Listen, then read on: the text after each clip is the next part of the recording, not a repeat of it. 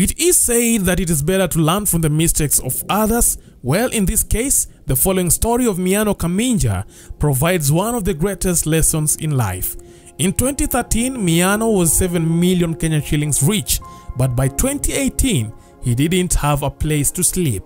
But the question is, how could things go so wrong?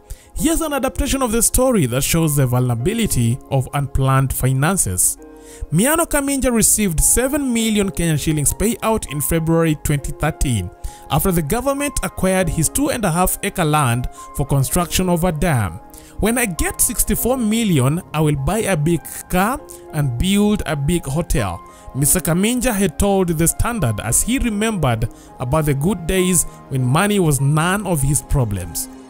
Miano was among 600 families in Rukenya village in Kirinyaga County that shared 5 billion from the government to pave way for the 19 billion Rukenya irrigation dam. The compensation was based on size of land and development, and Miano was among those who received the least amount since his land did not have any substantial development. The payout destroyed his family. He is reported to have chased away his wife and 2 sons who now live in Mwea. The elderly man then went on to splash his money in just 3 months. With nowhere to go, a relative has accommodated him in his Karia village home.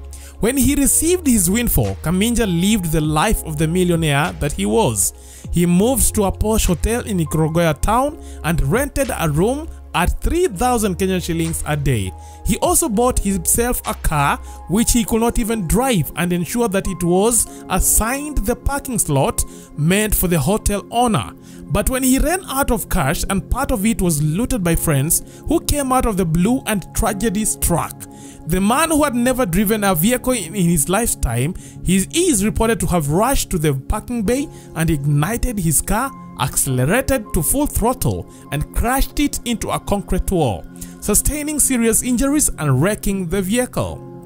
He was rushed to a nearby private hospital which discharged him even before he recovered fully after realizing that he could not afford to foot for the medical bills.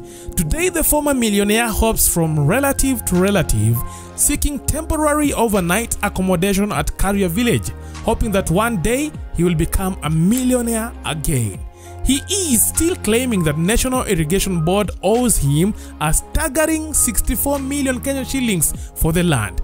This is because some con artist, on learning that he had money, lied to him that they were land valuers and would ensure that he was paid the money as his 7 million compensation was too low.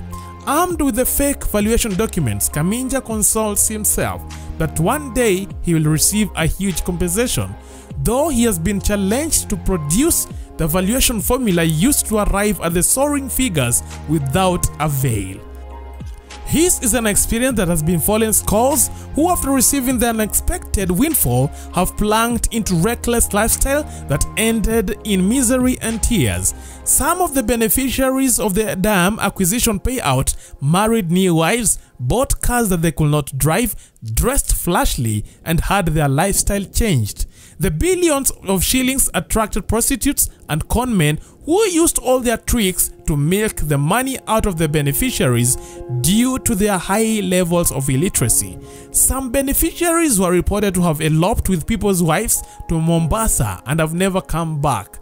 Bar and lodging owners in Kianyaga, Kutus, Kerugoya, Embu and Muranga got a big share of the billions, since some beneficiaries eventually ended up in these joints.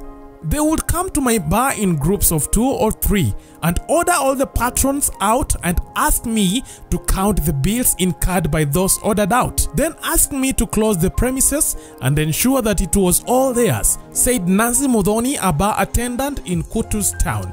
Miss Mudhoni said she has never in her life seen such a lavish spending.